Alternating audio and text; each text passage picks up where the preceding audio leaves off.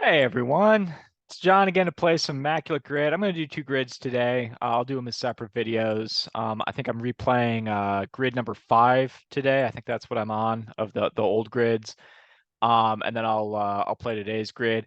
Um, got messed up yesterday on I thought Barry Bonds had a 200 hit season, just one, but I thought he'd snuck it in. I think what I was thinking of, I'm pretty sure this is where my headspace went because he never had a 200 hit season, and that's what got me yesterday. Um, which makes sense. I mean, he drew like the most walks of all time. So where I had gone was, 200 is, in my mind for Barry Bonds. It was his adjusted OPS, which of course he had probably like several seasons, probably 8 or 9 seasons with an OPS plus above 200, which is to say twice as good as an average hitter in adjusted terms. So anyway, that was just kind of an interesting one. Miguel Cabrera, Albert Pujols would have been a safer one. It was 500 home runs and 200 hits. Um, but nah, I went for it on the wrong guy. So live and learn. Let's get into it. This episode is apparently brought to you by San Francisco, Kaiser Permanente. I'm wearing a Bay Area shirt for my Bay Area fans here. I lived there for a couple of years, ran a half marathon. That's where I got the shirt. So anyway, let's get into it. Let's play. Sharing. We can see my misery. We're about 2 hours in here, just to it's 11 o'clock Eastern. So all right, 100 RBI batting, which we have to line up with the Royals and the Giants and the White Sox, along with the Cincinnati Reds and the Tampa Bay Rays. Okay. Let's see. So here, all three of these, I could go with Roberto Hernandez. I think that would probably be the most obscure of those, though.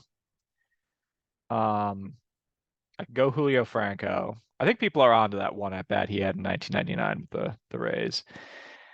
Let's see. Mike Cameron will work here, so will Ken Griffey Jr.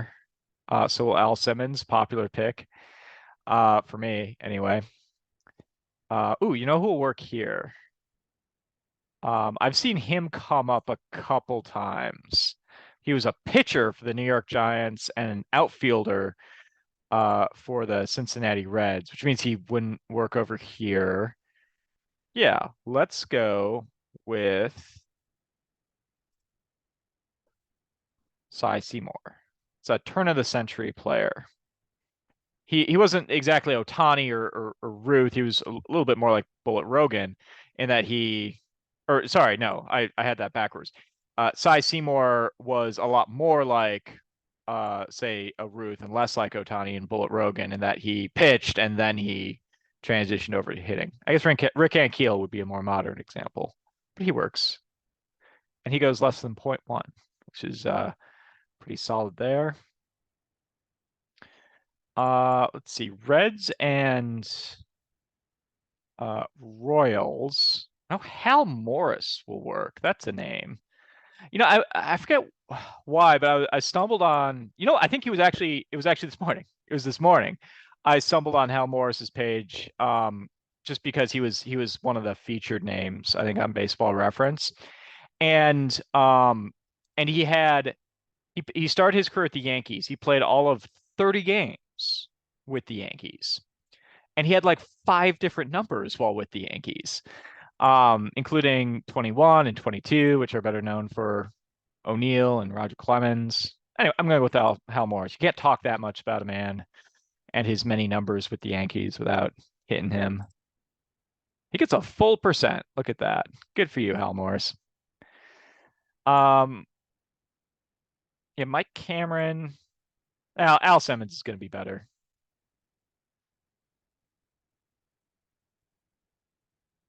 0.1, starting to inch up a little bit. Let's see here. I like to go with Carl Reynolds for the 100 RBI season. He hits a lot of marks for his one really big season. I want to say 1930-ish.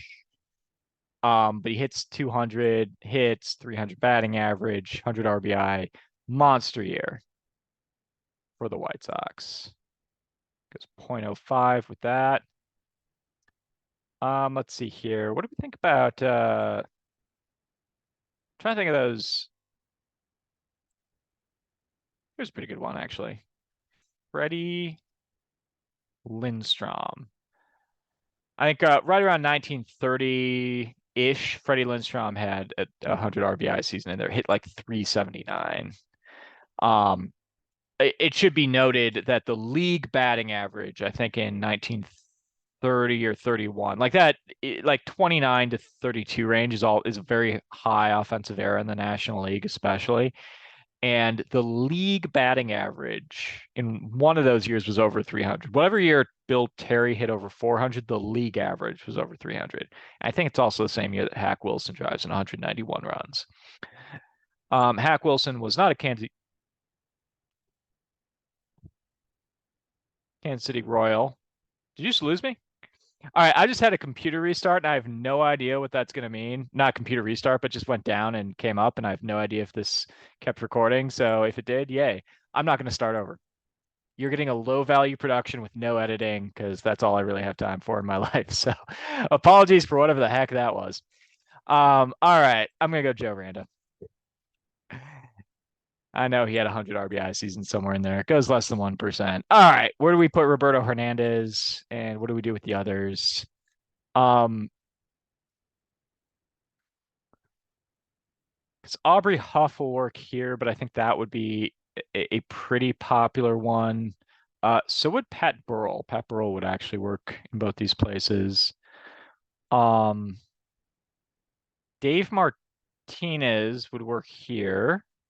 In fact, let's do that. Let's get Dave Martinez. Is this even yesterday's? I'm looking at what got brought up there.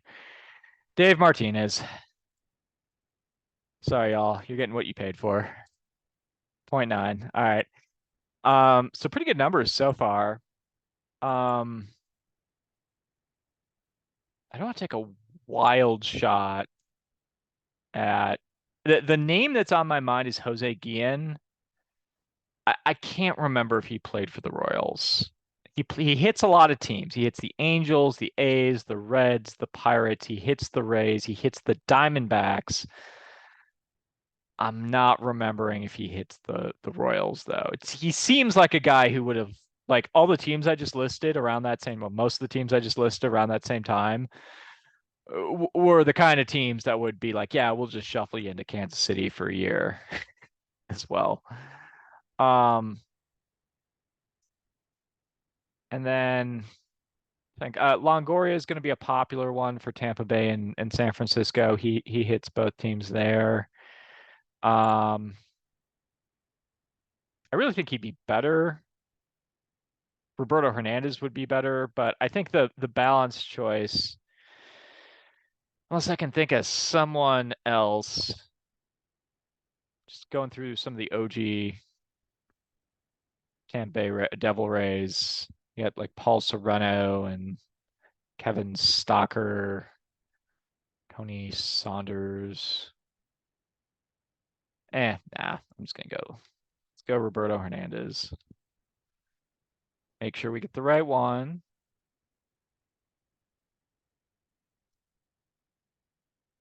He gets 1%, and then I guess I'll go Pat Burrell. Let's see how that goes.